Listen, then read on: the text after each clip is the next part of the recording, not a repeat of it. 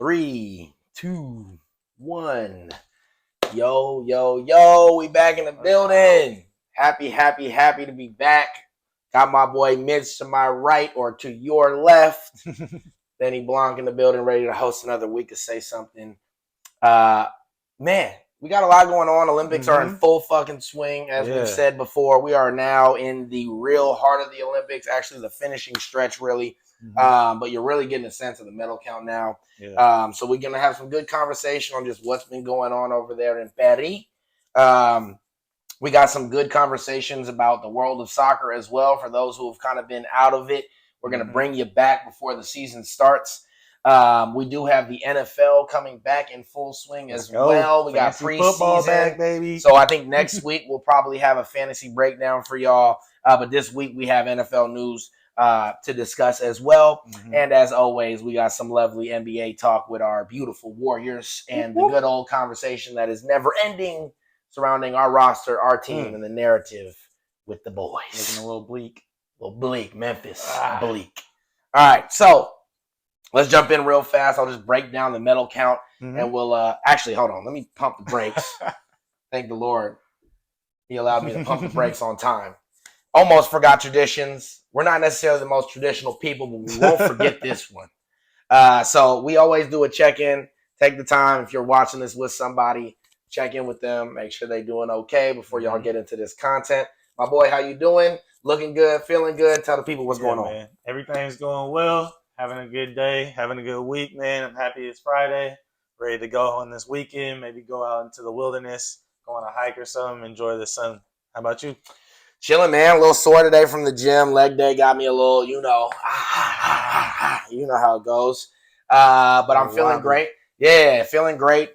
Got an extra 4 or 5 on each side now with the, the little sitter machine. So we got 4 of the 4 or 5s there. Big out here. Trying to get the leg at these, you know what I mean? Looking like Trent Richardson before he got knocked out the NFL. But I'm feeling good. I'm very excited. School just ended for me, summer school. Let's go. Finished that course. I'm looking to get an A in it. I'll have my final project. Actually, I'm going to turn it in tonight or tomorrow morning. But will be graded by Sunday. So by Sunday, I will know, fingers crossed, that my first bit of credits are an A towards this master's degree. And then in a couple weeks here, I start up the big bang, which is the semester, the fall semester with all the classes, all the good stuff. So the real workload. And I'm a little nervous, but I'm also excited. And so it's just a whirlwind of it all. You know what I mean? But I'm really juiced to be talking sports this week. There's a lot going on. Yeah. And truth be told, I'm really excited as we get out of this summer. A lot of our favorite sports get into that full swing. And so there's just that little bit of anxiousness of like, man, I cannot wait to do this podcast when we have real rolling content live just all the time. Yes, sir. So without further ado, that is our check-in. We hope you did yours. Roll into it, baby. We got the gold medal count. USA. USA. Give me that gold all day. Wear it like a suit. Thank goodness we were able to tie up China as of right now. The count may be rolling, but we are both with 33 Gs, 33 golds. You know the drill. Top of the line business. Looking real nice. Top of the line business. So I'm just going to read the top 3, and I'll respectively go over what medals they each have gotten so far. So we have the USA, 33 golds, as I just said. Big old Scottie Pippen on it. Let's go. We have 39 silvers, ready to crack 40. Shout out EFO. Then we got the nice 39 bronzes as well. So E40 is looking like he's ready to. Yeah, he's looking. Niger, talking about you guys. By the way, Noah Lyles, all that COVID stuff, man. Just stay in the house, man. Stay in the house, man. You just gave up some medals for that. Anyway, 111 total for the United States of America. Run it up, 111. We'll take that. China is next. They have 33 golds as well. As we've discussed, they were out ahead in this gold medal count from the start pretty much.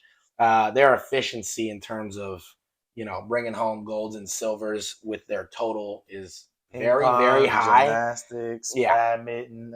They got some sports on lock. Some locks. Where it's just like they're number one, and it's going to be an absolute David and Goliath to go that. Yeah.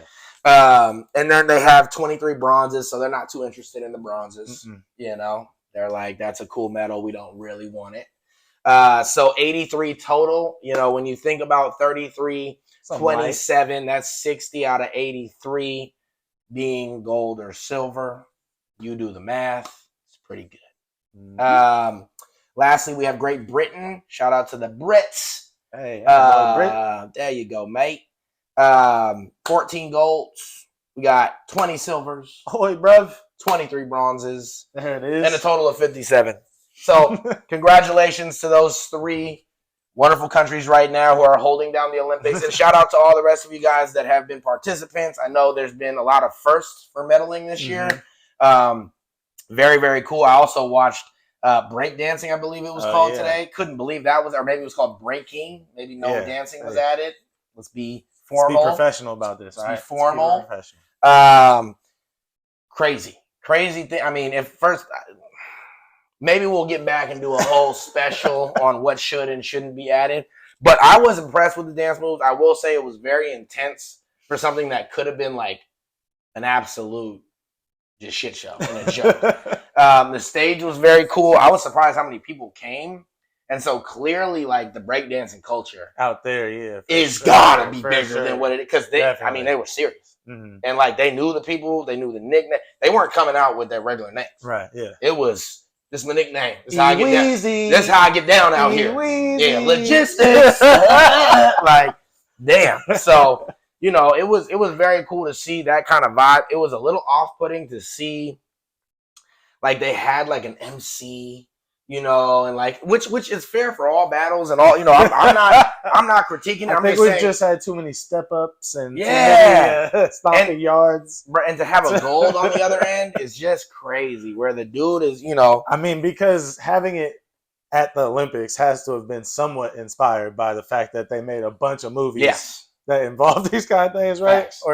Has it always just been this underground thing since like the 70s and 80s when no way and people just like been that in the back always breakdancing? Just never knew until the Olympics was like, we got y'all.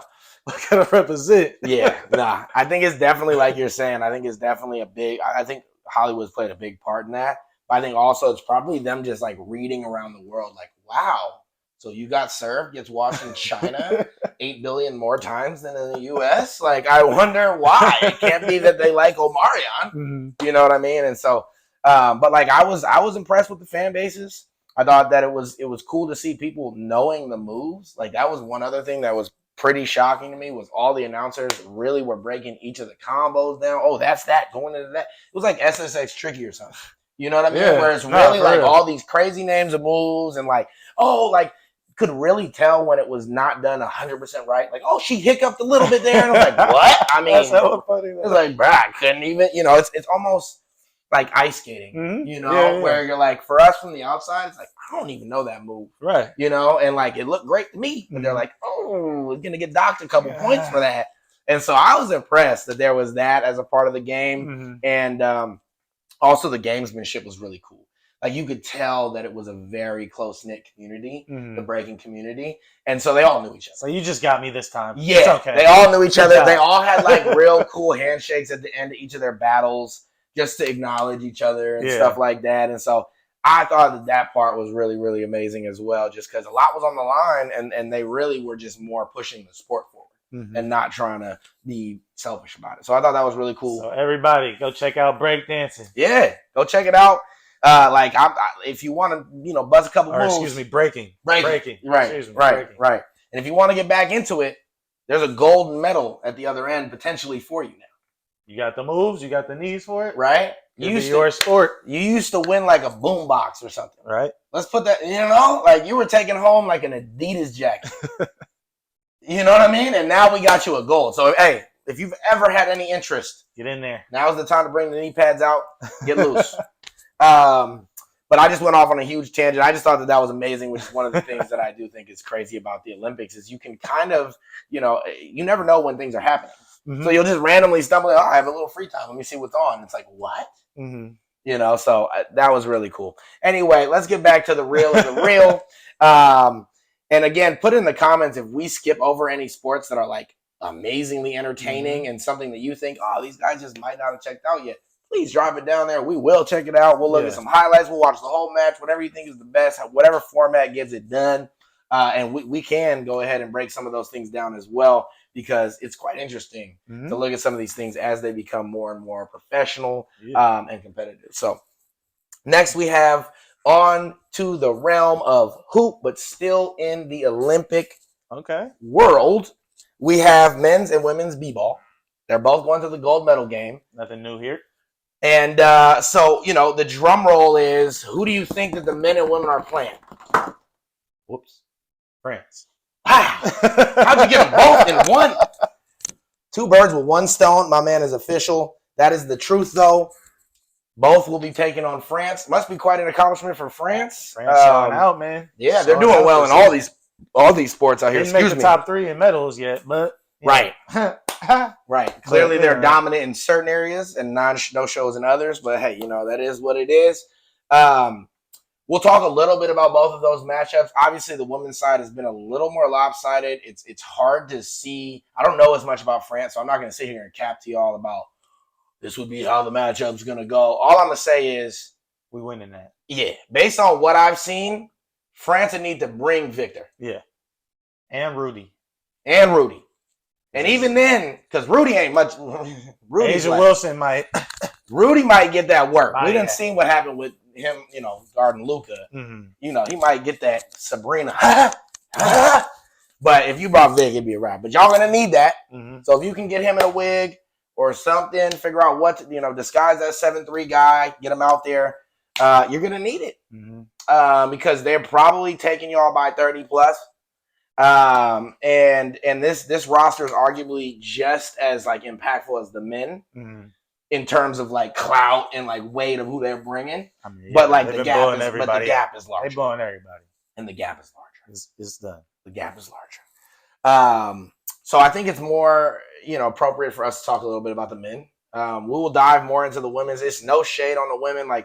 Him and I have actually been a lot more into the WNBA this year. We got into fantasy. We've done some things, to try to, get our heads in tune with what's going on. And Caitlin Clark has brought a lot of buzz, so we'll maintain that. But we're not going to cap too, though. We're not going to sit in front of here and act like, hey, we got it all for you. And we're just. I just feel like it's such a foregone conclusion when it comes to those games. 100%. It's just, you expect the same thing from the men's, but you've been seeing their games, so. We can continue to talk about them. 100%. So you got it. Why don't you lead us in? We obviously had a close game with Serbia. Yeah. What do you think?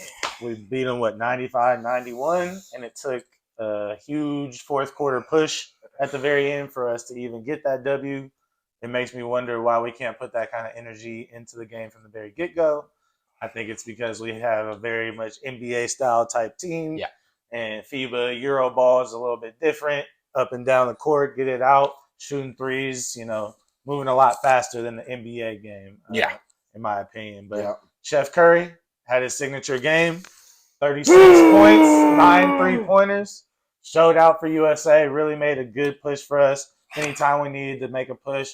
He started out the game, I think, with the first 13 or 15. 14, I think 14 points. Yeah, he outscored Serbia 14-13 in the first 11 minutes. Yeah, man, was just absolutely showing out for us. Captain James was carrying us the whole time, just like he has been the whole entire time in the Olympics. And then KD had some quality minutes at the end to really hold us down. Yep. Had the shot to put us up by 4, I think, right as the game was ending. So he's always clutch, especially coming off the bench like he did today or in that game. Yeah. He's always going to be a good guy for us going down the stretch. And Joel Embiid finally decided to show up. Can we get a little golf clap from my boy? About things. It's always funny to see that man fall. He just he looks like a huge bear out there. Just just falling around everywhere. But it's glad to see him step up. We needed him, especially against a guy like Jokic who goes off on everybody at all times. So it was definitely interesting to see Bogdanovic be so animated and feel like he's a guy. I think the USA team afterwards gave him some appreciation of how hard he was going. They're like, yeah, good, keep going hard. That's good for the game. But chill out sometimes when you're out there, because he was talking to the ref something crazy. He was talking to everybody. He was talking Carmelo on the side. He was going at Carmelo. He was going hard the whole time. And it's yo, Bogdan, didn't you get traded 3 times and you've been around the league kind of guy. So take it easy. I know you're a baller, but take it easy, big guy. You guys had your chance and you blew it. And he was with his son, which was like, that was so inappropriate, bro. Come on, like, my guy. no, yeah. But yeah, overall, I was happy to see us get that dub. Want to see us start out a little bit stronger. Hopefully, get the gears moving from the very get go, especially when we play Wemby and Rudy and all these tall guys Yeah. that are going to be on France. Let's run them up and down the court, get them tired, get them out of their offense, get them in transition the whole time. I think we can really blow them out, honestly. Yeah. I don't think they really don't have any guard presence, in my opinion, and they're big men. They got Wemby, who's still figuring himself out, and then you got Rudy, who's kind of like a non-factor when it comes to offense. So 100%. I think we should be able to handle business. Yeah, I mean, I think it's just us versus Victor, really. I mean, in the tournament has kind of even spoke to that. Like, you've seen a little bit of Fournier in there. Yeah. You've seen a little. Was it Uzel? He's YSB from the Celtics. Yeah. Oh, I forget his name. I forget. I can't even pronounce it. And they got the other dude, Koulibaly, who barely gets any burn. Mm-hmm.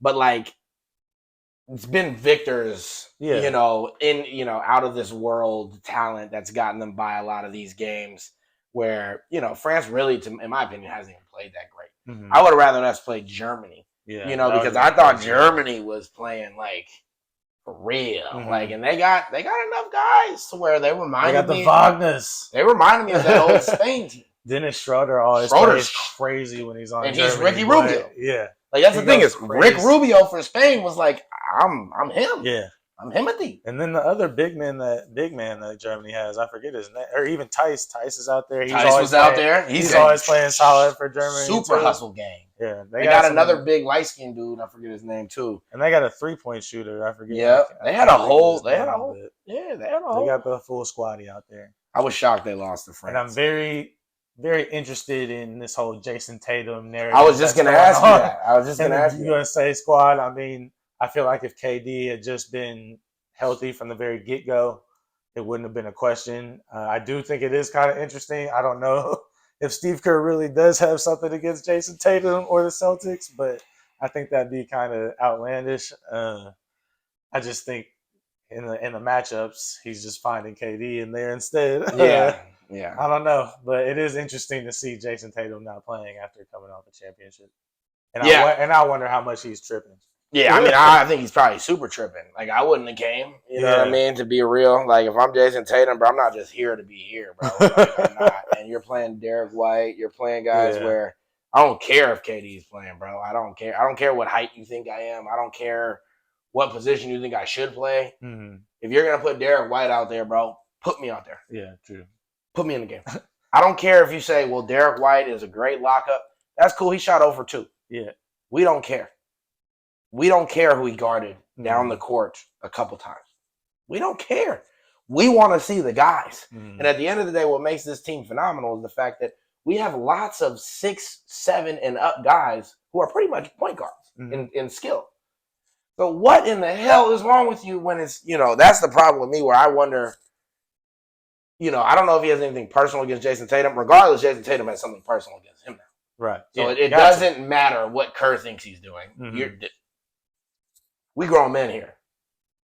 Messages been Kerr sent. Just be doing it. First, Ant Edwards. Messages now been he's doing sent. Jason Tatum. He don't like these guys. I got it. Message has been sent. For real. You feel me? I never even took my warm-up off. Got it. Right? And I respect you, Steve Kerr, because I actually think you did a great job coaching that game. I just think you are not doing yourself any favors, bro, in keeping your name out of the headlines, bro. And what's really a problem is you have to have a good year this year to actually continue being looked at as what you were. Especially when we get to talking about the Warriors. Like, for real. And, everybody's starting to really take a long look at the fact that you ain't really won nothing when you was coaching. You were our head coach, but let me repeat that. You've never really won anything when you were coaching. We didn't need you to coach when we had KD and all that. And we had 3 assistants who had head coaching experience behind you. Mm-hmm. So don't tell me you were Xing and O'ing it, right? And so now a lot of people are taking a long look at when's the last time you won? And thank God you guys are doing it somewhat here. It's been way too... Honestly, if you had lost that game, Kerr, I was already thinking about... Bro, if Kerr leads us to that L versus Serbia, bro... Without playing Jason Tatum. There's no coming back, bro. You know what I mean? Because that, to me, would prove that the Warrior shit was almost a fluke that you were able to hold them guys together. Because if you can't put this together, bro, they don't fuck with you. Because this is a team of guys that have already chosen to fuck with you. So, bro, you got to think about what it's taken to, like, keep your name somehow at the forefront of a team with these names. Yeah. What the hell? How are we talking about you, Steve? It should just be, Steve got the job done. Let's talk about the guys who got the job finished. So, I'm getting a little worked up just because I think at the end of the day, I don't know what's going on behind it. But what I will say is the biggest point of it all for me is, hey, man, you better get your work pail. You know what I mean? You better get a big old lunchbox, bro, because you got a lot of work to do. And you put yourself behind the 8 ball in a certain context just because you got clout. And you haven't backed down from any of it either. So I'm very interested to see. I'm sure we'll talk a little bit about it right here in terms of, you know, what that could look like for us in this next season. And I think that that's a perfect way to kind of segue in. By the way, you know, before we move on, good luck to France with the women. That's all we can say. So just to like give a bow on that, good luck. We didn't even bring Caitlin Clark. So we got the real goons out there right now. Yeah. And it's like, honestly, if Caitlin Clark was there, she might give you 30. You know what I mean? And be shooting from half. You know what I mean? If Sabrina was doing it, you know. So anyway, I think it's a perfect segue to get into the NBA stuff. Jump right in since we're talking hoop. Let's bring it back home to the Bay. Warriors roster seems pretty set. The news came out that Markkanen has signed his extension. He also signed it on August 7th, which means he can't even be traded through this whole year. So let's just stop talking about Markkanen.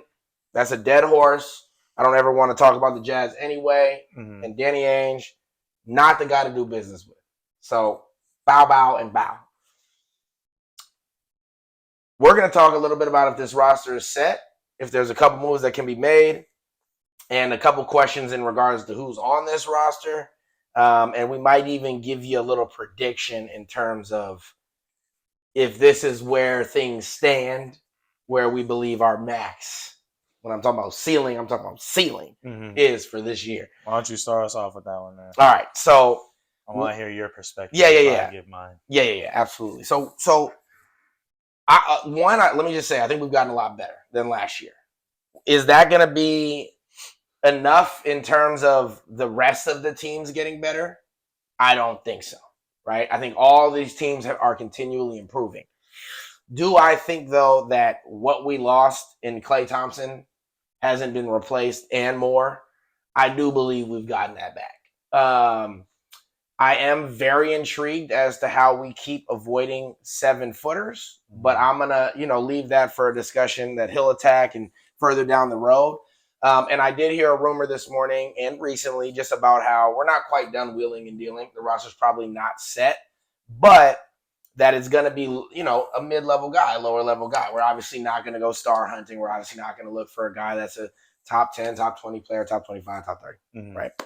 So a name that has recently come up is Wendell Carter, who is a 6'10", 6'11" guy on the Magic, still a young dude, young body.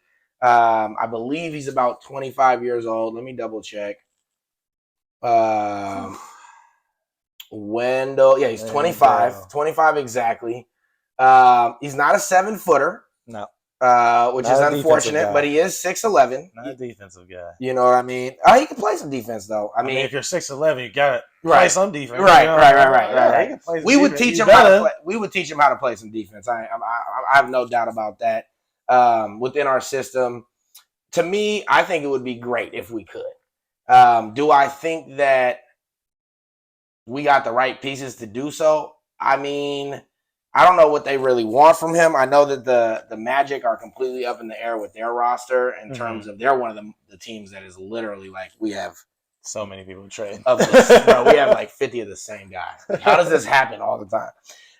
So I would say if we could get him for like a player and a low draft compensation like a pick swap or something like that, I'd be down to look into it, and I do think it would improve our roster Who a would lot. be that player? I think it would end up having to be like a GP2.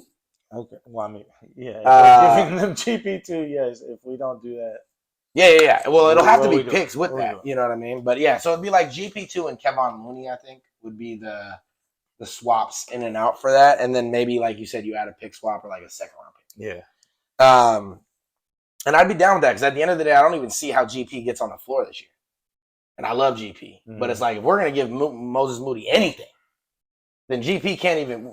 I don't even want to see GP. I can't even unless there's injuries. You got to be cheerleading. You got to be. You just should be the glove.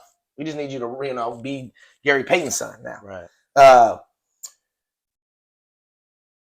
In terms of, before I let him jump into what the roster is, in terms of what I really feel, are we in good shape or not? I think we're in better shape. I think that it's I'd like to have a conversation about our valuing of Podz and some of our internal players. Mm-hmm. I don't want to go down this before I let him have a take on our roster.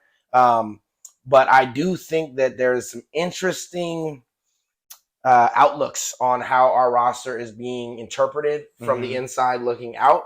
And I don't know if I agree with them all. Right. I would say I think our roster is pretty light right now. I think it's going to take a superhuman effort from all the guys that we have currently on the team if we're going to even make the playoffs and make any kind of push. Right. I think it's very similar to with the team that we had when Steph won MVP, the Finals MVP.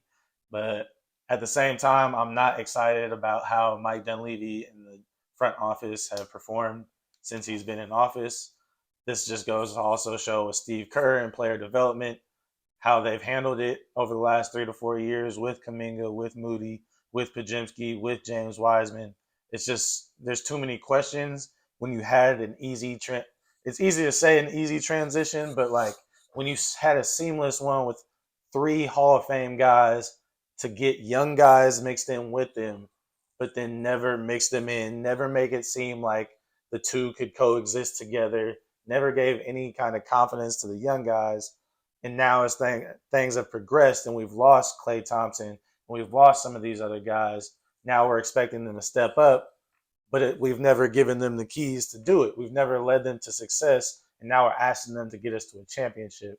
I just think the way that we transition from our older guys to our young guys was a big fault from our front office and our coaching and Steve Kerr, which goes to what we were talking about with Team USA, with the question of are you actually coaching guys out there, or are you just managing egos at the time? Because again, you only won when Kevin Durant was there, and then again a superhuman effort from Jordan Poole, who hasn't shown that he can back up the year he had that year when we won the championship.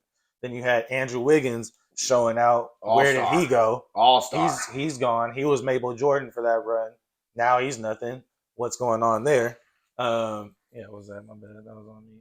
I was like, am I buying? And then now we have guys like Podziemski that we're propping up, but he was a name that we could use for possible trade bait with guys like Lauri Markkanen, where it's like it seems like that would be a good enough trade to be made for us to be in contention and still have somebody to move on to the next with our young guys. Because no offense, I mean, I think Podziemski's great, and I hope he only gets better. But in my head, I'm like, he's only going to be so good. So to lose him, you don't think we could have got another Podziemski out there? Like, I feel like if you give him the reins, like somebody like Moses Moody could fill in just as good. Maybe not like in the all around, oh, I get assists, I get hella boards, but in terms of the serviceable role player that we need, I feel like other guys could replace Podziemski, whereas a guy like Lauri Markkanen is kind of like borderline superstar, has been an all-star, somebody who's a big man, fits the system, 6'10", 6'11" guy who can also provide defense that, Podziemski brings, but height kills. And every time we play a team that has big men, we always get devastatingly beat down low with rebounds all day. So it's just, for me, I've just been unimpressed with our transition from this championship run to trying to move from the transition from Steph to the new regime. It's just been kind of a blunder over these last couple of years, and it's just it's left a bitter taste in my mouth Mm-hmm. a little bit because we love the team that was built, but it seems like the handling of moving forward, it's like, yeah, you did get blessed with getting a generational player, a guy who changed the game, because it does seem like he did a lot of that heavy lifting Mm-hmm. rather than the front office doing a whole lot of the job. Like, Yeah. don't get me wrong, getting KD is great. We've made plenty of good moves, but Right. just the handling of things right now is just, it's made me worrisome just because we've been on such a long run.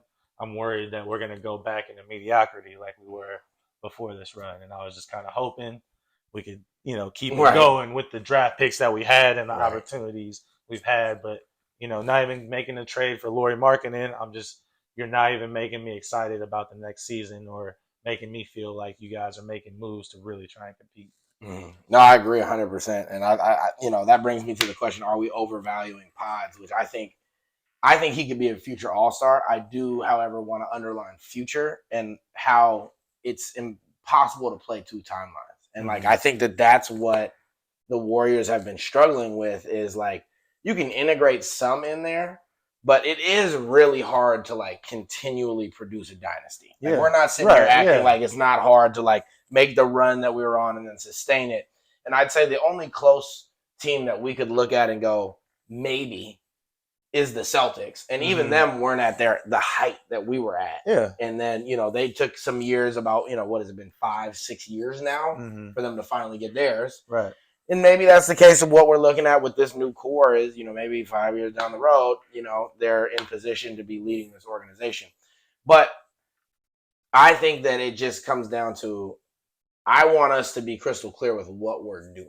Yeah. Right. And so, like, let's not disrespect Curry on his way out. Right. Let's figure out how to make this right, regardless of what's going on. And I do agree with you that, like, we squandered a golden opportunity. Like, I don't think, and I think the basketball gods just said, we done had enough. We're done with y'all. We done had enough because, we had the potential to never stop. I mean, the way that was set up was unheard of. I also think it's weird that I feel like I get the feeling that other players don't want to play for us. And I'm just super confused on like when we became such villains. I mean, maybe because it was light skin gang or whatever, and just they weren't messing with how we was winning or something. I don't know. Well, I think it's a mix of that. We had a great like run, so it was just weird that for other places people are like, yeah, I'm gonna go here to ring chase. To whereas like I guess we had like a DeMarcus or some people like that, but in terms of like impact guys, it's like nobody's like, oh yeah, I want to go be a Warrior. So I've always thought that's been weird and how we haven't been able to get guys. Yeah, I think a lot of that is what you said in terms of like people perceive that we are still somehow the cream of the crop of the NBA. Like we are like a super household name. So like people are worried that it'll taint their rep. Yeah. If it's like we're gonna go win over here and then but we did it for the Warriors, where everybody figured they were going to win somehow anyway, eventually, But I think the other big piece is I don't think people like Draymond Green. So, like, I don't think there's a lot of people that are eager to sign up because they don't know him. You know what I mean? So maybe if you wrote out the battles with the guy, I love Draymond Green. Put Draymond Green on my team 10 out of 10 times. Definitely a guy who's like, you love him if he's on your team and you hate him if he's on the other team. Bruh, 100%. So, like, I just think that there's a lot of guys who, like, if you weren't in a Chris Paul situation where you were going to either play for the Wizards or come play with Draymond Green, I don't think we're getting a lot of guys who are – because, look, mental health has become a big discussion. All this stuff is coming to play. Players' comfort, blah, blah, blah, blah, blah. And I don't think he makes a lot of people feel safe. You know what I mean? And then I think on top of that, the fact that he's, like, one of the first players – wielding his own podcast and doing it immediately after games, I think also puts a lot of people on because he spoke on some players, where I'm like, hey, yo, I'm at your house if this is what's going on right after the game. I'm like, Dre, we good? Like, what's going on? So I think a lot of that just has left a bad taste in people's mouths. You know what I mean? So, to leave it, and we're going to continue breaking this down as we get closer to the season, of course. But, to leave it where we have it now, I would just say We're better than we were before. I'm glad that Dunleavy was able to hit on his 2 first picks in the draft. It seems like with Podz and Trace Jackson Davis. But I also think that it's very interesting how we're valuing our pieces. And to me, I wonder what the message is to Curry and Dre. Is this just saying we're good? We've tried, and we can't figure out how to make it happen for y'all. And I guess we'll learn more as we get further into the season. Or maybe we're stockpiling this up, building all our assets up because we've realized we've trashed a lot of our assets. And so maybe we're looking at the trade deadline to make a big splash, or next summer to make a big splash with, having our pieces in good standing with the league, right? I don't want us to go into this too much because we'll jump back into it, but I want to make sure we get to the MLB. Actually, no, we should jump into this, and then we'll get to the MLB. And we'll get y'all the NFL preview and fantasy next week. We'll make sure we get that to y'all next week. We'll have a big section for I'll have a draft strategy, you'll have a draft strategy. We'll just go over a little bit of how we approach fantasy football this year. But Kuminga wants a max contract, so before we leave the Warriors world, let's talk about the hilarious nature of that statement, the timing of it. Go ahead, man. Let's not. I'm cool, Kuminga, bro. Just show me some more. You can get a contract in. I ain't trying to hear nothing from you. Right, I'm not paying you. I know Kerr kind of did you wrong. Again, I just went on a tangent about the front office and everything, but still, you got to show me something. You got to show me you can drill, make some moves, shoot a jump shot. We need 25 a game, something like that. It's about that time. Sorry. If you want a max contract, $100 million. Oh, 100%. We're not giving – I get it. That's the norm. But, can't just give people who not going to do nothing for a team that kind of money. You got to make an impact. I realize you've gotten better, but what we need from you is exponentially more. Yeah. That's just my take. Hopefully you bring it next year. Never going to be hating on you, but that's a lot of money. Yeah. No, I'm one of Kuminga's number one cheerleaders. I think he's going to be amazing in the league. I think his team is failing him with this approach. I think it's disgusting PR move. I think to see where we're at in the offseason and to think because we held on to you and because we big up you around the league that all of a sudden it's your time to turn to us and go, pony up. Man, nah, stop playing with us. We've made you look like whatever you are to this day. And at the end of the day, we are the ones that have kept you in good standing with the league. Right. Because there's a lot of people now who are questioning, is he even? Because he doesn't have a reliable jumper. He doesn't have so we've been keeping you as a diamond in our jewelry set, but that don't have to be the case. We could turn you into silver quick. And there's other teams that think you might already be silver. So we were going to give Paul George a max. Okay. Are you Paul George? Please be. Please. Bruh, and I want you to be, bruh. All I'm saying is, please be. Let me sit with your agent and talk to y'all about that. Let's go over Paul George's career numbers, and let's go over your life numbers. Life. I don't even need your NBA career because we know the drill. Okay?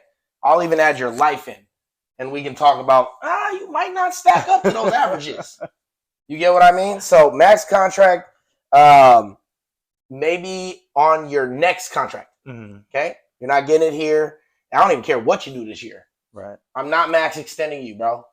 You're not that, bro. Can't do it. You're not that, bro. So it's not that guy. You make the All-Star this year. That's the only way I consider it. Otherwise, you gotta be looking like Jaylen Brown out there. Otherwise, deal's off the table, family, and we love you. But why don't you just look at what Podz is doing? He's being very respectful, very quiet. Doesn't he have more boards than you, bruh? He was out in the summer league, bro. Come on, man. He's being he's in full appreciation, bro. He's in full appreciation of how we're treating him. You know what I mean? Kuminga, we did start him as a rookie, and we didn't. But positionally, it makes sense in terms of bro, At the end of the day, some of these guys, you got to get your IQ up, man. To play in our system, do I always agree with Kurt? No. But some of you guys do look lost out there. Yeah. And I will say, it's not always physical skill that's going to get you to where you need to go in this league. Okay? And a max contract, asking for it before you've gotten it, is going to get you lower contracts throughout your year. We've seen this happen before. Don't do that. We've seen players jump out the window thinking they're really him, And all that happens is people let you sink. Yeah. When you hit the water, they don't throw you a life raft. You're done. So that's that. We're gonna have more, like we've said. We will be having a Warriors build up as the season is commencing. But that's how we're just gonna make sure we give you little bits and pieces until then. And to close today's show, my bad to stutter on the end. We're gonna excuse me, damn. That's what the stutter was. I knew it. We got the MLB Hot Corner, man. Mitch is special. Baseball is back. If you guys, we're still stuck in the All-Star weekend, get your booties out of there and bring yourself forth. Let my mans bring you to the present. Handle that business. Man, we're just going to go over some MLB stuff. Let's get ready to tune in. We got our guys leading the league. We got some guys getting hot over the last 2 weeks. And we got a big old wild card race. So we can just hop right into it. Action. We'll start with how each team is doing. Some injury reports, see some guys who are leaving, some guys who are coming back. And then, just a little thing at the end, we got the Little League World Series coming through. Everybody loves to see some Little Leaguers go out there in Williamsport. So that's going to be something exciting to watch moving forward. Some of those guys are going to be pros potentially later. Right? Guys like Cody Bellinger's been in it, Gary Sheffield, to just name a few. Todd Frazier, just to name a few. So we got in the AL East is heating up. We got the Orioles and the Yankees now tied. They've both been killing it, 68 and 48. It's a good division. Been a real good race over there. Yeah. Red Sox not too far behind, 5.5 games. Nice. AL Central, we got the Guardians on top, and then we got the Twins behind them by 2.5 games. Everybody's inching a little bit closer, but they just lost Joe Ryan. He has an injury to his throwing shoulder, so he might be out for the whole entire rest of the season. Oh, no. That's a bad hit for them, especially trying to make a AL Central push or a wild card push if they can't beat out the Guardians. And then the Royals you have right behind them, 3.5 games. Just a lot of close races. AL West, Astros came all the way back, like we said. Now them and the Mariners are tied. Mariners have made some great moves to get some good players, Randy Arozarena and Justin Turner, both two clutch guys that are trying to help them make a push to win the AL West over the Astros, who have basically dominated the AL West since they got introduced to the AL. And then in the NL, we got the Phillies on top. And then the Mets. The Mets, out of nowhere, had the worst start to the season. Thought there was going to be a bunch of trades. Thought Pete Alonso would be gone. Maybe Francisco Lindor. But they have come all the way back, and now they have been close. They've made it 8 games. They are now in second place above the Braves. That's crazy. The Braves have fallen off a bit. The injury-riddled Braves. The injury-riddled Braves. It's going to be looking tough for them. They're definitely going to be looking for just a wild card push to try and get them ahead. And then the Phillies, during this, are trying to make sure they get Ranger Suarez back. Yeah. He's been a great starter for them, but he had some lower back issues, and he's been out. Hopefully he can come in there and make a good push for them, especially going into the playoffs, because it looks like they might have the NL East on lock. NL Central, you got the Brewers with the Cardinals. 7 games behind, looking rough. The Pirates behind them, hoping they can get Jared Jones back to team up with Paul Skeens so that they can have 2 top aces to try and make a wild card push for the Pirates. Next, we have the NL West. The Dodgers have been kind of struggling a little bit lately. In the last 10 games, they're 4-6. Yeah. In that time, both the Padres and the Diamondbacks have been 8-2 over the last 10 games, and now they're just 2.5 and 3.5 games back. Mm-hmm. Also, shout out to the Giants. They've won 7 of their last 10 games. Mm-hmm. Make a good push. Maybe could potentially be a wild card team if they can continue this winning streak. The Dodgers got Mookie Betts hopefully coming back next week. On Monday. They said he could be playing right field. They really need him if they're going to continue this push and hold off the Padres and the D-backs who are making a hard push for that number 1 spot. Mm-hmm. Eduardo Rodriguez for the D-backs, a team coming through from the NL West. Been injured all season. Came back in his first start of the year. Got a win. Wasn't super impressive, but a win's a win. A win is a win. So that's at least given 5 solid innings. So shouts out to Eduardo. Hopefully he can hold it down for them. Help them make a push to take out the Dodgers because nobody wants to see them up there. Come on, get them out. And then for the Padres, another team trying to make a push in the NOS, we're still waiting on Fernando Tatis. Dog, what is... He's been gone for ever. a few months, since June. Bruh. He's been out, stress reaction in his right femur. I don't even know where that is. But hopefully you can get better faster because they really need you. You're a superstar. The game needs you. People want to watch. It's unfortunate. It seems like every year took him out. Keeps taking you out. Injuries, PD, problems. Just hopefully we just need you to get back on the field, see if the Padres can make a push to beat the Dodgers. Man. For real. Quick few shout-outs to round it out. We got some guys doing great over the last few weeks.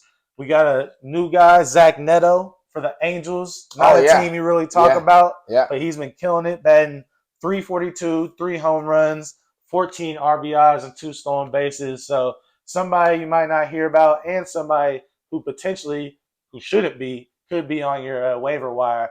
Pick him up quick if he's somehow there. But then we got the likely names that we hear all the time that are really keeping the game going, the real faces of the league. We got guys like Bobby Witt, batting .389, 4 home runs, 16 runs, 14 RBIs, 2 stolen bases, #1 in fantasy. He told me it was a steal when I got him at 8. I got him at 8, man. The dude's just ridiculous out there. Only about 22 years old, just absolute stud, killing it for the Royals. Then we got Aaron Judge, modern-day Babe Ruth. Man has 41 home runs and 104 RBIs this season. Over the last 2 weeks, batting .442, 6 home runs, 15 RBIs.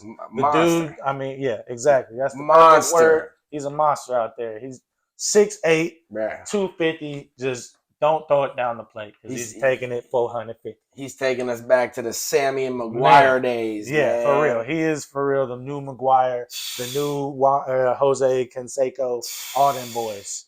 Next, another big batter, more like the real Babe Ruth right here, Kyle Schwarber. Bro! 3 home run game in his last game, batting .447, 8 home runs, 16 RBIs over the last 2 weeks. I mean, what more can you ask? Right. This man's been raking 8 home runs in 2 weeks. That's crazy. That is insane. Next, we got our boy Vladdy Guerrero for the Toronto Blue Jays finally showing up. Man. He's had a rocky season this year. Late start. Right now, batting .532 over the last 2 weeks. 5 home runs, 15 RBIs, 14 runs. Absolutely killing it for them. Hopefully they can make a push, but not looking too good up north.